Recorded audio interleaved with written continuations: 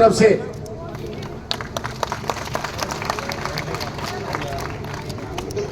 बलवान MC doctor साहब को पगड़ी बनाएंगे। धीरज हो गया, आजा भाई, हो गया, जाओ। मैं बात करा दूंगा, नेताजी बात। सम्मानित मंच, लोकराम जी रिटायर्ड एसआई, सतबीर सिंह जी यादव नंबरदार साहब, बलवान जी एमसी और छत्र सिंह गुलिया, राजेंद्र शर्मा व अन्य सभी उपस्थित मेरे नेतागण, जहाँ तक मेरी आवाज़ पहुँच रही हो, मेरी आदरणीय माताओं बहनों, सम्मानित बुजुर्गों, नौजवान साथियों, प्यारे भाइयों और पत्रकार बंधुओं, सबसे पहले तो मैं आपका धन्यवाद करता हूँ कि इतनी देर रात गए भी आपने पूरे पसीना बहा करके न अपने स्थान पर रुके रहे। और मैं ये आपको विश्वास दिलाना चाहता हूँ कि आपका ये बहा हुआ पसीना 25 तारीख के चुनाव के मतदान के बाद 4 तारीख को आपको नया रंग दिखाएगा, इतना मैं विश्वास करता हूँ। सम्मानित दोस्तों, आज का ये चुनावी सभा हम आपके लिए एक निवेदन प्रार्थना लेकर के आए हैं कि सौभाग्य से आपको इंडिया ब्लॉक कांग्रेस के उम्मीदवार के रूप में यहाँ पेश किया है और आपको 25 तारीख को फैसला करना है कि हम किसे मतदान करें। 5 साल बाद तकरीबन चुनावी प्रक्रिया शुरू हो जाती है, लेकिन मैं आज एक बात कहना चाहता हूँ कि ये चुनाव वो साधारण चुनाव नहीं है जब आप मतदान करें अपने करके घर चले जाएं, सरकार बनती रहेगी, बना लेंगे। इस चुनाव के एक एक वोट का मायना है। क्यों?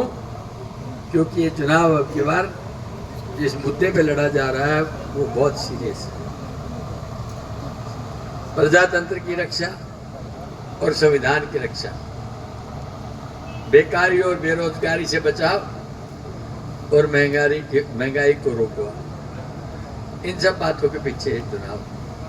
लेकिन ये परिस्थिति क्यों आई कि आप संविधान को बचाने की या प्रजातंत्र बचाने की बात है?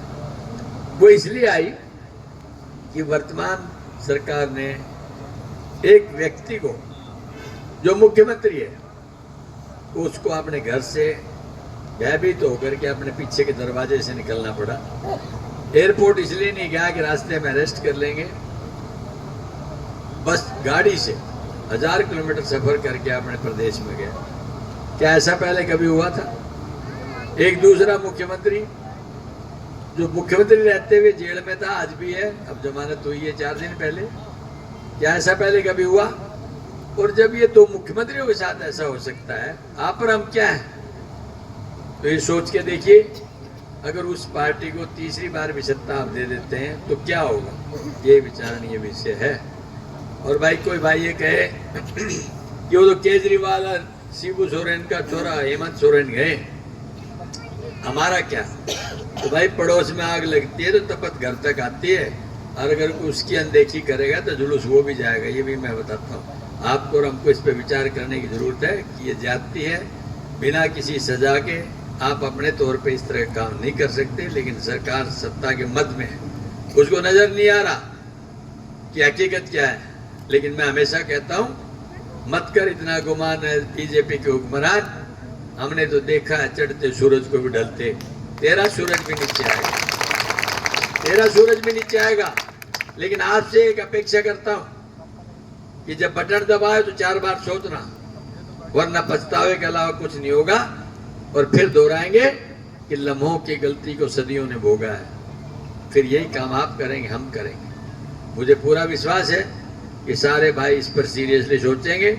और जिस भाजपा ने हमें शायद भाई से भाई, जाति से जाति, संप्रदाय से संप्रदाय लड़ाने, हिंदू मुस्लिम, मंदिर और मस्जिद के बाद में डिफरेंस करने के अलावा कुछ नहीं दिया। दिया तो क्या? अनावश्यक रूप से नोटबंदी। दिया तो क्या? कोरोना के अंदर मिसमैनेजमेंट। दिया तो क्या? बिना चिंतन मंथन के जीएसटी। और आज आगे भी ये इच्छा है कि एक बार और मौका मिल जाए तो वो परिस्थिति क्या होगी जिसके लिए आपने सोचा नहीं।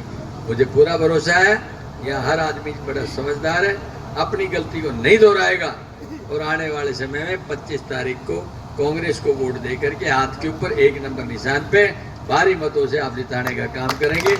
मैं एक बात आपसे कहना चाहता हूँ कि आपका जो विश्वास, जो जिम्मेवारी आप मुझे देंगे, मैं ये विश्वास देता हूँ उस जिम्मेवारी और विश्वास को टूटने नहीं दूंगा, मैं गारंटी के बात इन शब्दों के साथ। क्योंकि हाँ 22 तारीख को 10 बजे आदरणीय राहुल गांधी जी आ रहे हैं दादरी रैली में, तो मैं आप सबसे निवेदन करता हूँ भाई सारी बातों को भूलकर, ये मेरी आदरणीय माँ और बहन बैठी इनको भी कहता हूँ, सारी बातें भूल करके आपको वहां पहुंचना है। क्योंकि वही एक व्यक्ति है जो जमीन से चल करके 10,700 किलोमीटर का सफर पद यात्रा और बस से किया है। बाकी हिंदुस्तान का नहीं, दुनिया का कोई व्यक्ति नहीं है जो राजनेता जिसने इतना सफर किया हो। और घर घर जाके उसने अपील की है लोगों से। मैं आपको छोटा सा उदाहरण बताऊंगा, देरी जरूर हो रही है कि जब भारत जोड़ो यात्रा चल रही थी तो अचानक किसी गरीब आदमी को, अपंग आदमी को देख के बुला लेते थे कुछ घेरे के अंदर।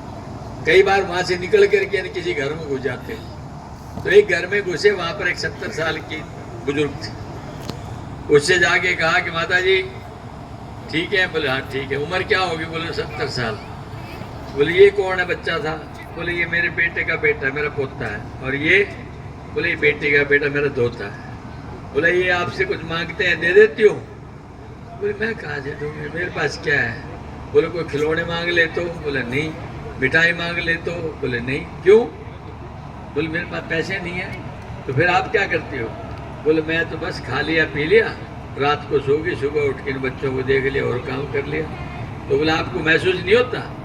वो कहती है कि महसूस तो होता है मन के अंदर कि काश मेरे पास ये पैसा होता तो मैं मेरे पोता पोती दोता दोती को उनकी इच्छा अनुसार काम करके दिखाती। उस बात को लेकर के उन्होंने ये फैसला किया है कि भाई जो भी बीपीएल परिवार में 70 साल या सबसे बड़ी कोई भी महिला होगी उसको 1 लाख रुपए साल के देंगे, ताकि इस तरह की परेशानी किसी गरीब के अंदर ना आए। और ऐसे बहुत एग्जाम्पल है, वो सारे बताएंगे, बहुत देर हो जाएगी, मुझे 3 मीटिंगें और करनी है। हाँ, अरे पेंशन के लिए भाई वो 3100 और 5100 में उड़े हुए हैं, लेकिन कांग्रेस उसमें 6,000 रुपए एक बुजुर्ग के देगी जो 12,000 हो जाएंगे, और 300 यूनिट फ्री देगी, और 500 रुपए का सिलेंडर देगी, और भाई 100 गज का प्लॉट, उसमें 2 कमरे, बाथरूम और किचन देगी। ठीक है? और भाई सबसे बड़ी बात, आज इतनी रात गए भी आप लोग मिले, इसका श्रेय किसी को जाता है तो भाई मनजीत को कहा है। ठीक है?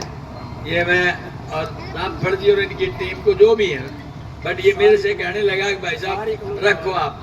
सारी कॉलोनी के भाइयों ने हाथ जोड़ के काम किया है। मैं तो एक ही बात कहता हूँ, मैंने पहली बार आपसे कोई निवेदन किया है, मुझे पूरी आशा है कि आप हमारी बात को सुनेंगे, इस आस्था को आप पूरा करेंगे। आप सबका बहुत बहुत धन्यवाद। जय हिंद। आएंगे? धीरे बोल रहे हैं तो मजा नहीं। जोर लगा के पूरा से बोलो ना, दोनों हाथ उठा आप आएंगे? ये हुई ना बात। धन्यवाद।